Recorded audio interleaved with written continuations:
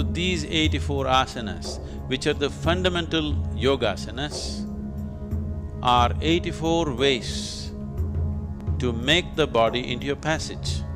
It is not necessary, actually, for everybody to do 84 asanas. If they do one, it is enough. Usually Hatha Yogis, serious Hatha Yogis who are taking Hatha Yoga as their path to liberation, practice only one asana, just one asana. It is difficult for a thinking mind to understand why would somebody spend his whole life trying to sit in a particular way. But if you learn to sit right, if you just learn to hold your body right, everything that you need to know in this universe you can know. Because this is known as Asana Siddhi. If you can sit in a posture, stable and comfortable, for 2.5 hours, then we say you have attained to Asana Siddhi, that you are in absolute comfort and at ease in a particular posture. That is Asana Siddhi. If you achieve this, everything that you need to know, one can know internally. How is this possible? How can by sitting you can know everything that you can know? If you have a television at home, television is just a box with a little bit of electronics in it.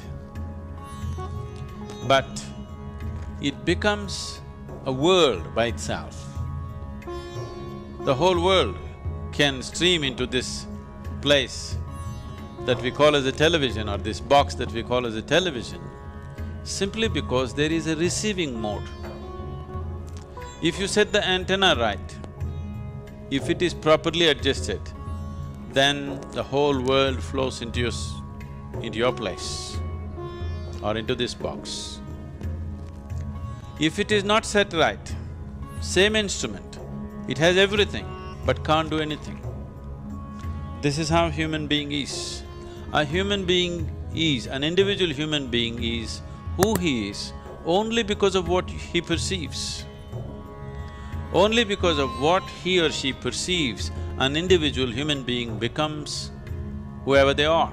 Right now, you are who you are only because of whatever you have perceived in your life till now. And you will be who you will be only because of what you will perceive in future. Whatever you perceive is what makes you whatever you are today. So, the whole system of yoga is only interested in enhancing perception. So if you hold the posture right, if your alignment is right, and if it matches with the cosmic alignment in some way, 84 alignments, if one gets into these 84 postures or even masters a single posture and approaches the remaining 83 through that, then everything that has happened in the creation till this moment, one can know, because the memory of that is right here within your system. In a… let us say in a codified way, it can be activated and ignited if it touches another dimension outside of yourself. So asanas are powerful means, yogasanas are powerful means to connect. I do not want you to forget what yoga means. Yoga means union. Union means two have become one. Two is just this, there are only two in the existence, you and the rest of the existence.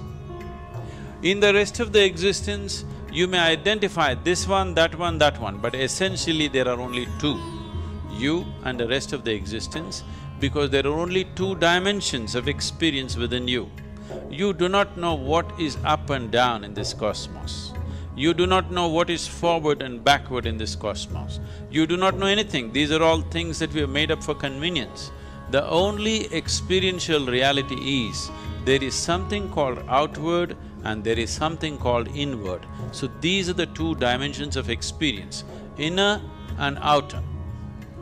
So yoga means to bring a union between these, inner and outer, you and the rest, you and the other. When there is no you and the other, there is just you and you. That is yoga. So asanas are a physical manifestation of approaching this. a physical form of approaching this ultimate union, because physical body is the easiest thing to work with. If you try to do something with your mind, it'll play too many tricks.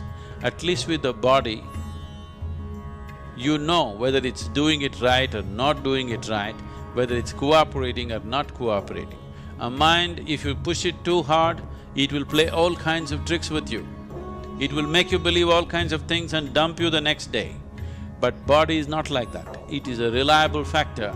If you work with it sensibly, the yogasanas will definitely lead to the possibility of ultimate union. In the meantime, by getting into the postures, before all this alignment with the ultimate happens, inner alignment happens, which will naturally achieve a chemistry of healthfulness, joyfulness and blissfulness, and above all, balance. Balance is something that modern societies have ignored and they're paying a huge price for today. Whatever may be your intelligence, whatever may be your competence and education and qualifications, if you do not have the necessary balance, you will not succeed, you will not go very far in your life. So, the most important thing for people who are seeking to be successful, people whether they're working in corporate sector or they're political or they're military or whatever field, the most important thing is balance. Only if you have a balance which is not disturbed by external situations, will you be capable of making use of the competence and intelligence that you carry within you. Otherwise, the most wonderful qualities that one may have will all go waste simply because of lack of balance. And Hatha Yoga means balance.